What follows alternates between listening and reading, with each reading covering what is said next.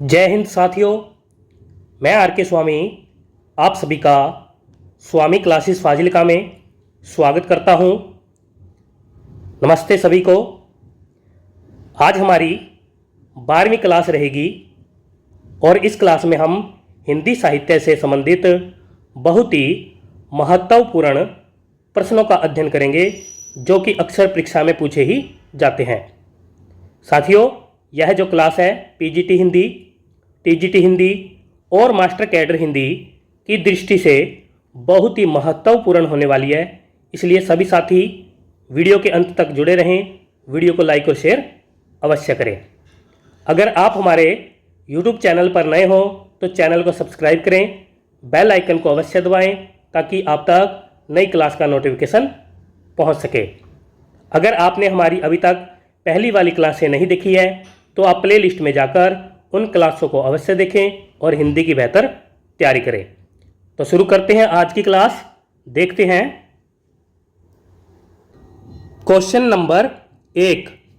कवितावली और लक्ष्मण मूर्छा राम विलाप रचनाएं किसकी हैं? ए विकल्प में हैं नाभादास जी, बी विकल्प में हैं नंददास जी, सी विकल्प में हैं तुलसीदास जी और डी विकल्प में हैं ईश्वरदास जी। क्या उत्तर सही होना चाहिए?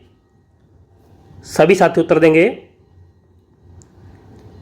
क्वेश्चन नंबर 1 का उत्तर जो साथी सी विकल्प को चुन रहे हैं वह बिल्कुल सही है, यानी कि यह दोनों रचनाएं तुलसीदास जी की मानी जाती है। तुलसीदास जी के बारे में अगर हम बात करें तो इनका जन्म 1532 ईस्वी को हुआ माना जाता है और इनकी मृत्यु 1623 ईस्वी को हुई मानी जाती है। इनके पिता का नाम आत्माराम दुबे जी, माता का नाम हुलसीबाई जी, पत्नी का नाम रत्नावली जी और इनके गुरु का नाम नरहरिदास जी माना जाता है। तुलसीदास जी को रूपकों का बादशाह, कलिकाल का वाल्मीकि, मानस का हंस, अनुप्रास का बादशाह और भक्ति काल का सुमेरु आदि उपनाम से भी जाना जाता है। सभी साथी याद कर लेंगे। आगे देखते हैं क्वेश्चन नंबर 2। छोटा मेरा खेत और बगुलों के पंख कविताएं किसकी हैं? ए विकल्प में हैं नागार्जुन जी, बी विकल्प में हैं भगवती चरण वर्मा जी, सी विकल्प में हैं उमा शंकर जोशी जी और डी विकल्प में हैं अमरकांत जी। क्या उत्तर सही होना चाहिए? सभी साथी उत्तर दीजिए। एक बार सभी साथी वीडियो को लाइक और शेयर कर दें और चैनल के साथ नए साथियों को अवश्य जोड़ें। क्वेश्चन नंबर 2 का उत्तर जो साथी सी विकल्प को चुन रहे हैं वह बिल्कुल सही है, यानी कि यह दोनों कविताएं उमा शंकर जोशी जी की मानी जाती है। आगे देखते हैं क्वेश्चन नंबर 3। सहर्ष स्वीकारा है कविता किसकी है? ए विकल्प में हैं फणीश्वर नाथ रेणु जी, बी विकल्प में हैं मुक्ति बोध जी, सी विकल्प में हैं मीराबाई जी और डी विकल्प में हैं निर्मल वर्मा जी। क्या उत्तर सही होना चाहिए? बहुत ही अच्छा क्वेश्चन है, सभी साथी उत्तर देंगे।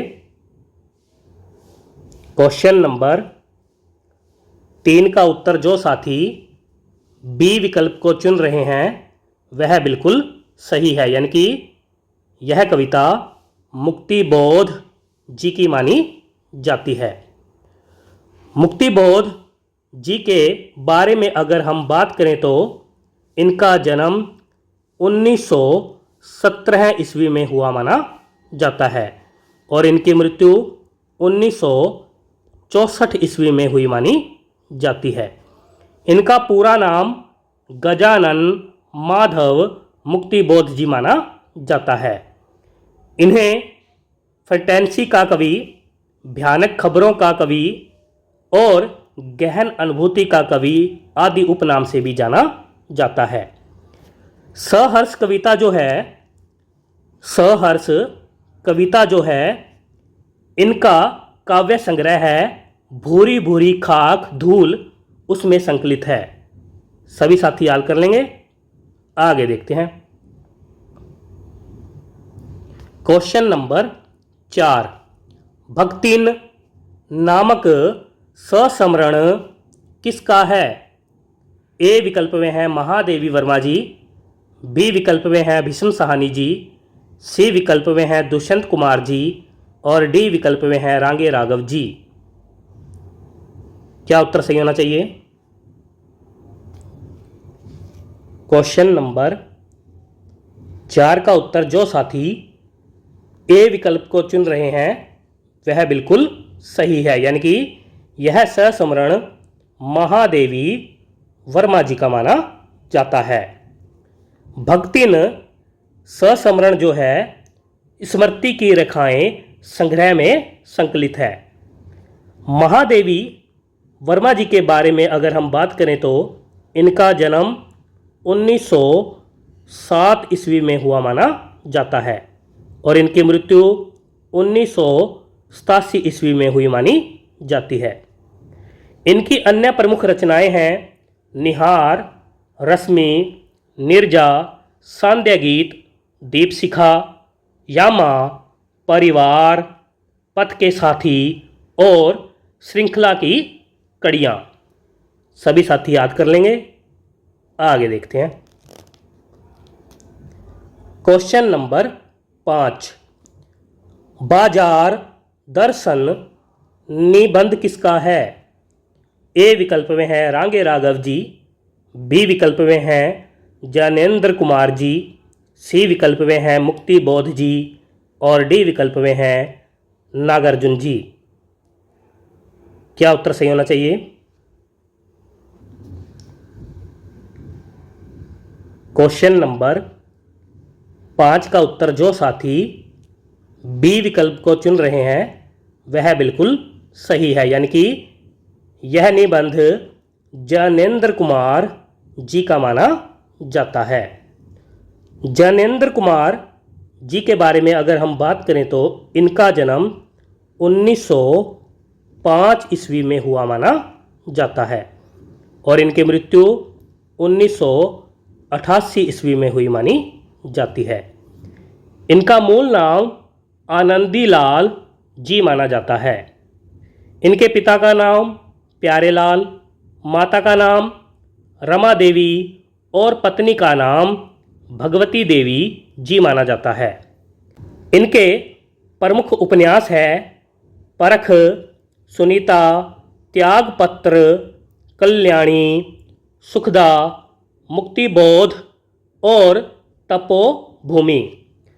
ज्ञानेंद्र कुमार जी को मुक्तिबोध उपन्यास के लिए सन 1966 ईस्वी में साहित्य अकादमी पुरस्कार भी प्राप्त हुआ था। सभी साथी याद कर लेंगे। आगे देखते हैं। क्वेश्चन नंबर 6, काले मेघा पानी दे सस्मरण किसका है? ए विकल्प में है भीष्म साहनी जी, बी विकल्प में है निर्मल वर्मा जी, सी विकल्प में है धर्मवीर भारती जी और डी विकल्प में है राहुल साकृत्यायन जी। क्या उत्तर सही होना चाहिए?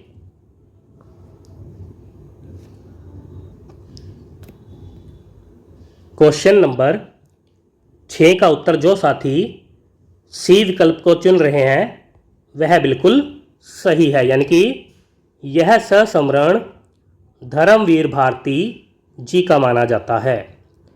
धर्मवीर भारती जी के बारे में अगर हम बात करें तो इनका जन्म 1926 ईस्वी में हुआ माना जाता है और इनकी मृत्यु 1997 ईस्वी में हुई मानी जाती है। इनके अन्य प्रमुख काव्य संग्रह है ठंडा लोहा, 7 गीत वर्ष, कनुप्रिया, सपना अभी भी, अध्यंत और देशांतर। इनकी अन्य प्रमुख कविताएं हैं परमथ्यु गाथा, टूटा पहिया, नदी प्यासी थी, कविता की मौत और सांझ के बादल। सभी साथी याद कर लेंगे। आगे देखते हैं। क्वेश्चन नंबर 7, पहलवान की ढोलक कहानी किसकी है? ए विकल्प में हैं मनु भंडारी जी, बी विकल्प में हैं रांगे राघव जी, सी विकल्प में हैं ममता कालिया जी और डी विकल्प में हैं फणीश्वर नाथ रेणु जी। क्या उत्तर सही होना चाहिए? बहुत ही अच्छा क्वेश्चन है। सभी साथी उत्तर दीजिए। अगर आपको क्लास अच्छी लग रही है तो वीडियो को लाइक और शेयर अवश्य करें और नए साथियों को चैनल के साथ अवश्य जोड़ें ताकि इसी प्रकार से हम आपके लिए अच्छी से अच्छी क्लास लाते रहें।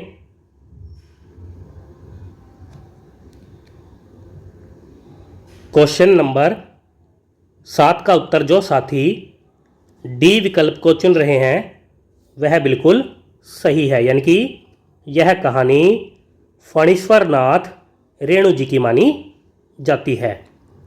रेणु जी के बारे में अगर हम बात करें तो इनका जन्म 1921 ईस्वी में हुआ माना जाता है और इनकी मृत्यु 1977 ईस्वी में हुई मानी जाती है। इनकी अन्य प्रमुख कहानियां हैं रसप्रिया, आदिम रात्रि की महक, पंचलाइट, अग्निखोर, तीसरी कसम और सवदिया। सभी साथी याद कर लेंगे। आगे देखते हैं। क्वेश्चन नंबर 8, शीरीष के फूल ललित निबंध किसका है? ए विकल्प में है रामधारी सिंह दिनकर जी, बी विकल्प में हैं ब्रजमोहन व्यास जी, सी विकल्प में हैं हजारी प्रसाद द्विवेदी जी और डी विकल्प में हैं रामदरस मिश्र जी। सभी साथी उत्तर दीजिए। क्वेश्चन नंबर 8 का उत्तर जो साथी सी विकल्प को चुन रहे हैं वह बिल्कुल सही है, यानी कि यह ललित निबंध हजारी प्रसाद द्विवेदी जी का माना जाता है। हजारी प्रसाद द्विवेदी जी के बारे में अगर हम बात करें तो इनका जन्म 1907 ईस्वी में हुआ माना जाता है और इनकी मृत्यु 1979 ईस्वी में हुई मानी जाती है। इनका मूल नाम वैद्यनाथ मिश्र जी माना जाता है।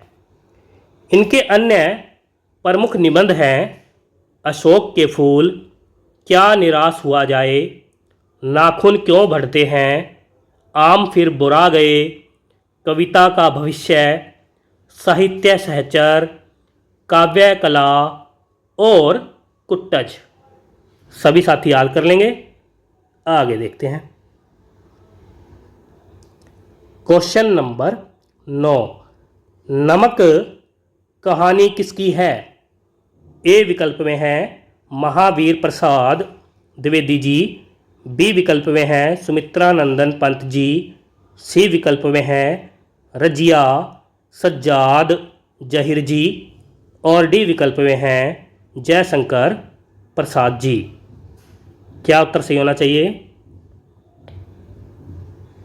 क्वेश्चन नंबर 9 का उत्तर जो साथी सी विकल्प को चुन रहे हैं वह बिल्कुल सही है, यानी कि यह कहानी रजिया सज्जाद जहीर जी की मानी जाती है। आगे देखते हैं। क्वेश्चन नंबर 10, सिल्वर वेडिंग कहानी किसकी है? ए विकल्प में हैं हरिशंकर परसाई जी, बी विकल्प में हैं रघुवीर साहे जी, सी विकल्प में हैं विष्णु प्रभाकर जी और डी विकल्प में हैं मनोहर श्याम जोशी जी।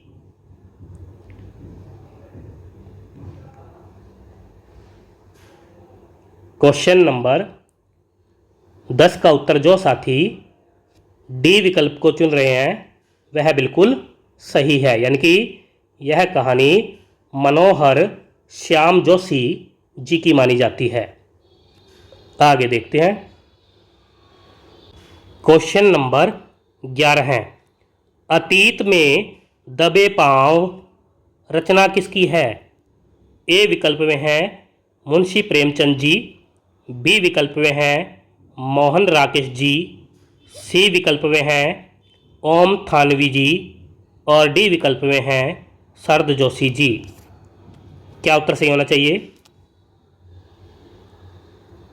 क्वेश्चन नंबर 11 का उत्तर जो साथी सी विकल्प को चुन रहे हैं वह बिल्कुल सही है, यानी कि यह रचना ओम थानवी जी की मानी जाती है। आगे देखते हैं।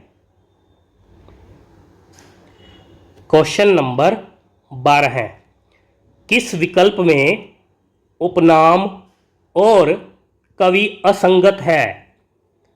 ए विकल्प में है अवध का किसान त्रिलोचन जी, बी विकल्प में है गांधी का बेटा भवानी प्रसाद मिश्र जी, सी विकल्प में है कवियों में राजकुमार अमीर खुसरो जी और डी विकल्प में है कठिन गद्य का प्रेत केशवदास जी।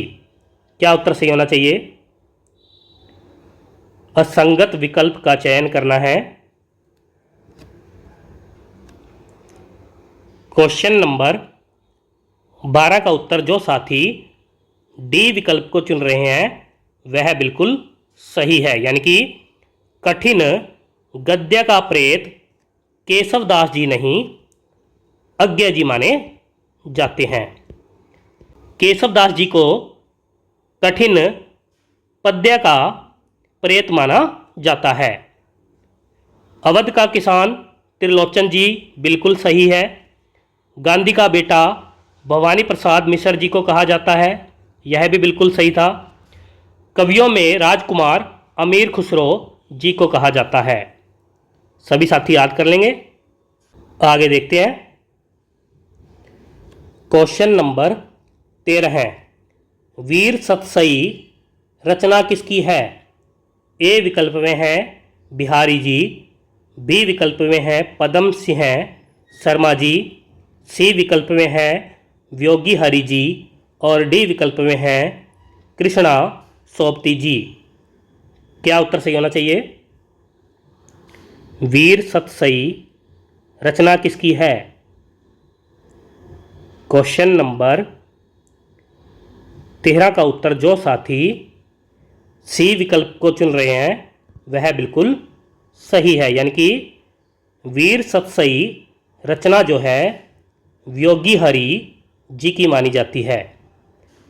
इस रचना के लिए व्योगी हरि जी को सन 1928 ईस्वी में मंगला पारितोषिक सम्मान प्राप्त हुआ था।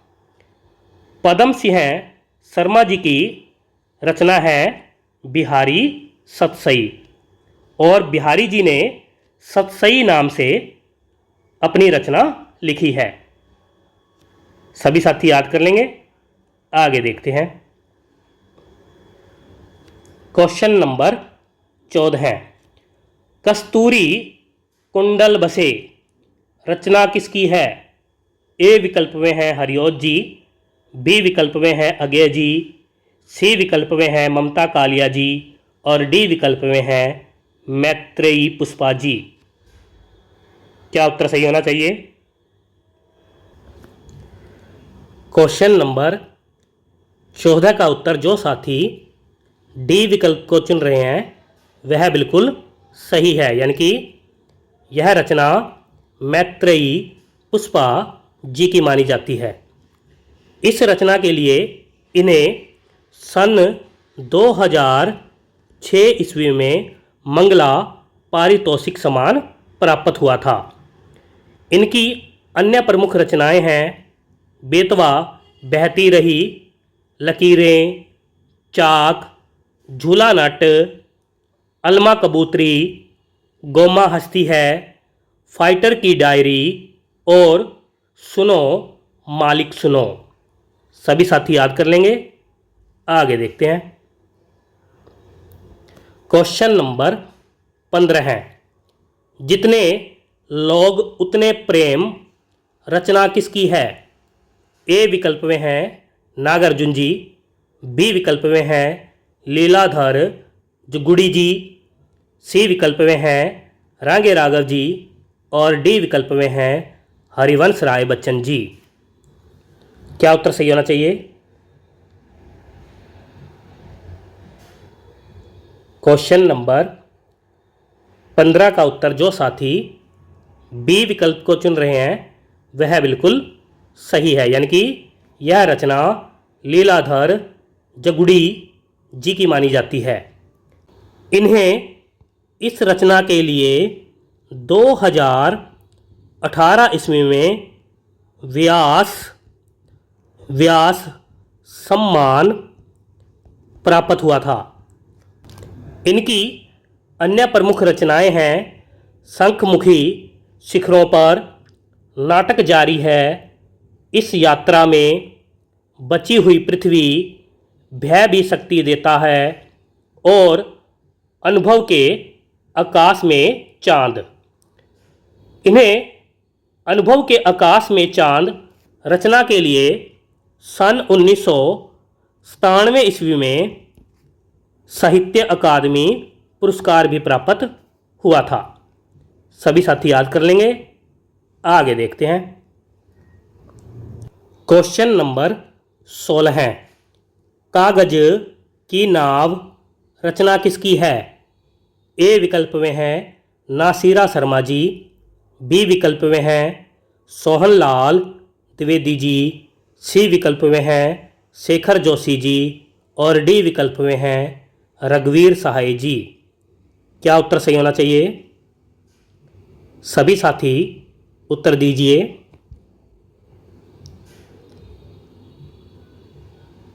क्वेश्चन नंबर 16 का उत्तर जो साथी ए विकल्प को चुन रहे हैं वह बिल्कुल सही है, यानी कि यह रचना नासिरा शर्मा जी की मानी जाती है। इन्हें इस रचना के लिए सन 2019 में व्यास सम्मान प्राप्त हुआ था। नासिरा शर्मा जी के बारे में अगर हम बात करें तो इनका जन्म 1948 ईस्वी में हुआ माना जाता है और इनकी मृत्यु 2021 ईस्वी में हुई मानी जाती है। इनके प्रमुख उपन्यास है 7 नदियाँ, एक समुंदर, जीरो रोड, ठिकरे की मंगनी, जिंदा मुहावरे, अक्षयवट, पारिजात और अजनबी जजीरा। सभी साथी याद कर लेंगे। आगे देखते हैं।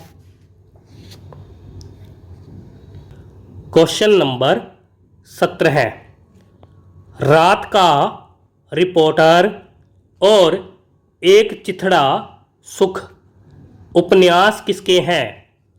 ए विकल्प में है मुक्ति बोध जी, बी विकल्प में है कुंवर नारायण जी, सी विकल्प में है निर्मल वर्मा जी और डी विकल्प में है रांगे राघव जी। क्या उत्तर सही होना चाहिए? बहुत ही अच्छा क्वेश्चन। एक बार सभी साथी वीडियो को लाइक और शेयर कर दें और चैनल के साथ नए साथियों को अवश्य जोड़ें। क्वेश्चन नंबर 17 का उत्तर जो साथी सी विकल्प को चुन रहे हैं वह बिल्कुल सही है, यानी कि यह उपन्यास निर्मल वर्मा जी के माने जाते हैं। इनकी अन्य प्रमुख रचनाएं हैं परिंदे, जलती झाड़ी, 20 बहस में, वे दिन, लालटेन की छत, अंतिम अरण्य और चिड़ों पर चांदनी। सभी साथी याद कर लेंगे। आगे देखते हैं। क्वेश्चन नंबर 18 है, गुरुकुल और पृथ्वीपुत्र रचनाएं किसकी हैं? ए विकल्प में हैं मैथिली शरण गुप्त जी, बी विकल्प में हैं कमलेश्वर जी, सी विकल्प में हैं रघुवीर सहाय जी और डी विकल्प में हैं सुमित्रा नंदन पंत जी। क्या उत्तर सही होना चाहिए?